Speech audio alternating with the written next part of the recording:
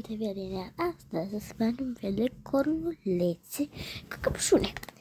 Și să nu avem deloc și să începem. Nu vreau să fac niște cornulețe, dar mama și tata și frații mei nu sunt aici jos, așa că vreau să le fac o surpriză. Prima dată vreau să fac cornulețele așa, pe toate. Bun, întâi 1, 2,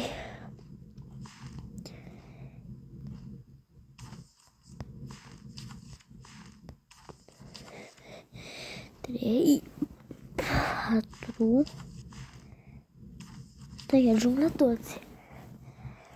Și mai ajunge doar care să fie al meu. Of, pâinea ta, eu cum e. Nimic n-am greșit. Iar acum trebuie să pun gemurile, o să le pun la sfârșit. Acum trebuie să coacem astea. Bun, mi-am adus ăsta, să le pun pe toate. Așa, să le fac frumos aici în ordine, nu așa împrăștiate. Și o să-l pun pe ăsta așa, un fel în față, că nu mai încape. Și s-a făcut toate. Nu am crezut pe jos, dar ăsta să-l mănânc eu. Pentru că pentru familie trebuie să fie cald, iar să bubuiască tot. Trebuie să punem gemuri și revenim după ce punem gemuri și să se termine după ce punem gemul. Bun, am terminat și tot. Acum trebuie să închid frigiderul. Acum trebuie să pun pe platou să mă duc la ei. Nu, întâi trebuie să pun și suc, dar întâi trebuie să caut un platou. Știu, n-am pus pauză, doar degeaba pun pauză, că am pus 100 de ori în video ăsta pauză. O să ne ferească. Trebuiască! Două că mor aici. Că pe unul în cap, dar o să punem așa ceva de genul 3 aici și 2 aici. Trebuie și un suc. Trebuie multe sucuri și acum trebuie să ducem 2 din astea. Și o să fie destul de mult de cărat, dar asta este. Bun, o spun ceva tot roz. By the way, culoarea mea preferată nu este. Mergi pe aici. Nu este roz, este negru cu alb. Pentru că nu-mi place deloc roz, dar am văzut ceva pe Pinterest că n-avem să fac. Mi-am dat la acolo și mi-am zis să încerc și eu ceva. Un dom în fața ta. Iar acum trebuie să mă duc să duc astea cu atenție.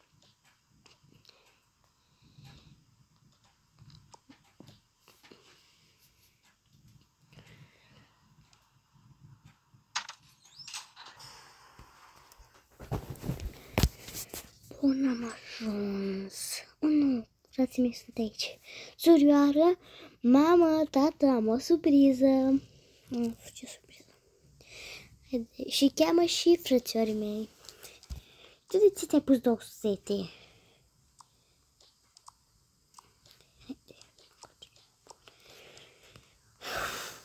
Ce surpriză. V-am făcut ceva pentru că știam că nu sunteți relaxat, că sunteți foarte obosiți cu amândoi copii și na. Și pentru voi am făcut ceva, că na. Nu avem nevoie. Știi că suntem la regim, da? Lasă-mă în pace, porcăria ta.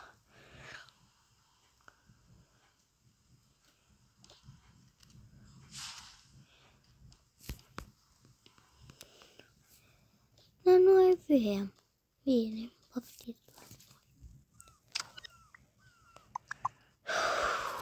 Ce-am făcut? Puteți să le mâncați pe amândouă. Da? Nu, trebuie. Uite, eu vreau suculețul ăsta. Uite, ia și tu. Nu trebuie copii. Lasă așa. Și oricum o spune aici. Eu nu mă pot. Am spune și un con. Foarte bune. Cel mai bune conuri care le-am mâncat vreodată. Mulțumesc. Dar scuze, acum trebuie să facem amiaza. Bine, copii. Ce le-am făcut să te comporte așa cu mine? Ce cu cheia asta? Cred că este vorba despre ceva de jos. A, da, am uitat să spun că ca rol pe celelalte care nu le-am postat, casa asta este o casă, abia s-au mutat la casa asta. Bun. Ce să-mi iau ceva de băut. Pisi. Unde-i guțul? Aha, uite-l. O trebuie să... bărcesc aici, ce bine. Așa, nu. Când pentru tine. Bun, să putem poate aici. Ce e asta? Oh. Să încerc să le iau aici, bun. Așa, să le iau. Barca e, să iau asta. Bun.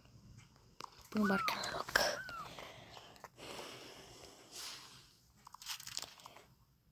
Cheia asta. Păi da, și cu cheia asta ce fac? Adică... Uleu, așa bun. Wow, aici poate fi locul meu de joacă, care nimeni nu se va deranjeze. În afară de frățiorii mei care mă iubesc. Trebuie să renovăm un pic. Wow, gata, am terminat. Ce pot stau așa, bam, bam, dar nu. Eu scot cheia și să iau mereu cu mine. Așa.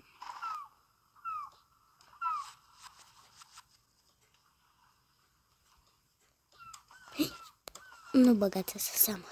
În seara asta cred că să facem un foc de tabără. Spun că aici. Nu, pe la vedere.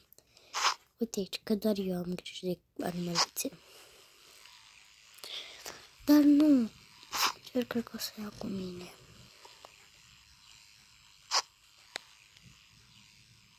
O să o pun undeva acolo să mai mă joc un pic pe afară. Să mă relaxez. Și ca așa a fost și cu acest... Bă, uita cum spuneam. Și ca așa a fost cu acest video. O să fac și partea a doua. Nu uitați de like, subscribe și noi ne vedem data viitoare. Pa! Mai dau eu să pun și intro pentru că o să editez pe CapCut.